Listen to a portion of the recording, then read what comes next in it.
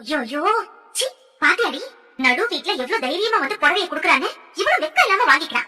அந்த புடவை மிஞ்சி மிஞ்சி போனா 100-200 ரூபாய் தானே இருக்கும். இவளுக்கு இதெல்லாம் அசிங்கமா இல்ல? நீ வாய மூடுமா, புடவை விலையா முக்கியம். அண்ணன் எவ்வளவு பெரியமா கொண்டு வந்து கொடுக்குது. ஏய், அண்ணன் என்னன்னு சொன்னா வாய் கிழிச்சு தச்சிருவேன், ஜாக்கிரதை. இப்ப பாரு ஏதாவது ஒண்ணு சொல்லிட்டே இருப்பேன். பரமண்ணா சொல்லு தங்கச்சிமா.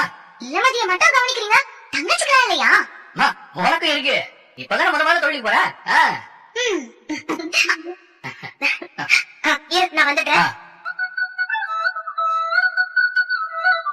ஆமா பெருசு, தண்டகோழி சொன்ன மாதிரி உழைச்ச காசுல படம் வாங்கிட்டு வந்து கொடுத்துருக்கேன். நான் பெருசு எப்படி என்ன பரமா? ஆமா, இது நீ கஷ்டப்பட்ட காசு. அதுல வந்து எதுக்கு நீ எனக்கு புடவை வாங்கி கொடுக்குற? அதுவும் 250 ரூபாய்க்கு. இந்த பணத்தை சம்பாதிக்க நீ எவ்வளவு நேரம் வண்டி ஓட்டி இருக்கணும். நீ நான் சொன்னதை மதிச்சு எனக்கு வாங்கி கொடுத்தது சந்தோஷம் தான். இந்த காசை நீ வாங்கிதான் ஆகணும். என்ன இப்படி பண்ணிட்டு இருக்க? நீ என்ன பண்ணாலும் கேட்க